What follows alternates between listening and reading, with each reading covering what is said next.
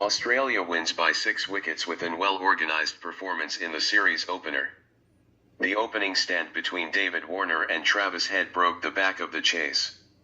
These openers scored 147 in just 19.4 overs. In that time, Australia's victory was looking like a matter of time. Head was the first person to get out. He scored 69 out of 57 deliveries. He smashed 10 boundaries and a big 6. Warner was close to his 19th ODI 100 but unfortunately could not make it. He got out at 86. He faced just 84 balls and hit same number of boundaries like Head. Then Stephen Smith looked at ease throughout. He scored unbeaten 80 of just 78 deliveries with 9 fours and 1 over boundaries. The chase never looked in doubt. England were off the pace throughout, except for the magnificent 100 from Mallon. They did well to get up to 287 after being 66 for 4, but the bowling attack lacked bite. But Ollie Stone's performance was encouraging. Willie took 2 wickets for England.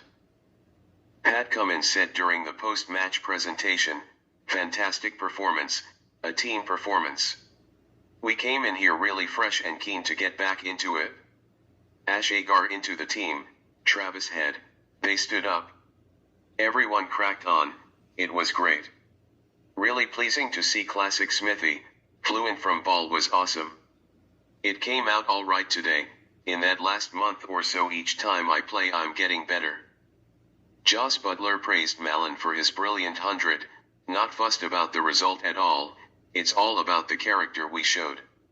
Wanted to play with intent. David Mallon a fantastic innings. To get to that score from the position we were in was brilliant. In the field we took risks and everyone responded. I'm sure we'll make a few changes throughout the series, keep deepening that talent pool." Earlier, a superb fight back has been observed from England. They were 118 for 5 in the 24th over when Jos Buttler fell.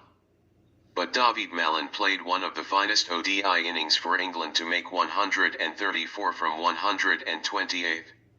He got great support, especially from David Willey who finished 34 not out, and England have posted a competitive 287 for 9. Pat Cummins and Adam Zampa picked up 3 wickets each.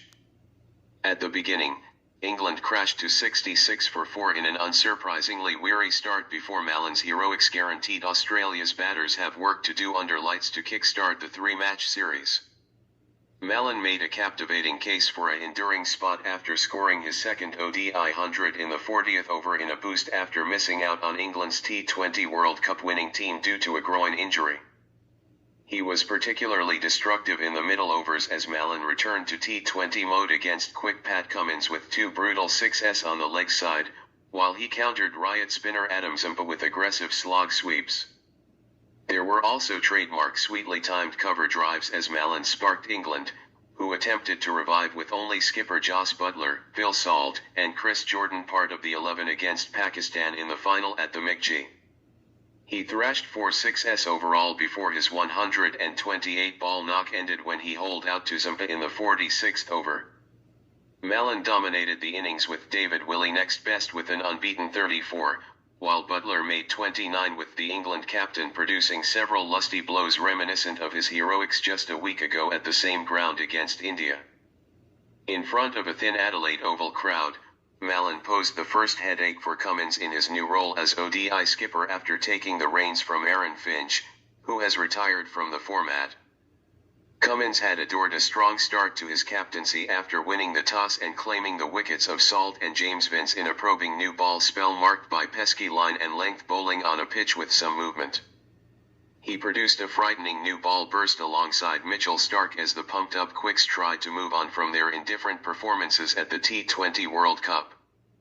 With Josh Hazlewood left out in favor of second spinner Ashton Agar, Starc returned to his usual new ball role, having been held back for most of the T20 World Cup.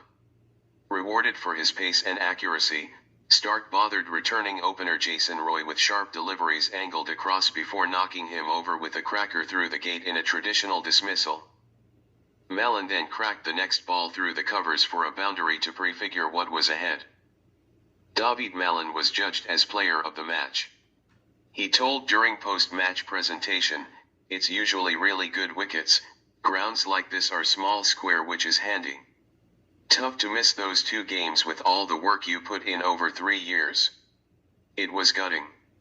Then to come back here and score 100 was extremely satisfying. It did a bit early on with the new ball and they bowled very well. We were probably 30 to 40 runs short. Think 50 over cricket is my strongest format, but it's a tough team to get into. That's it. Enjoy and don't forget to subscribe this channel. Cheers.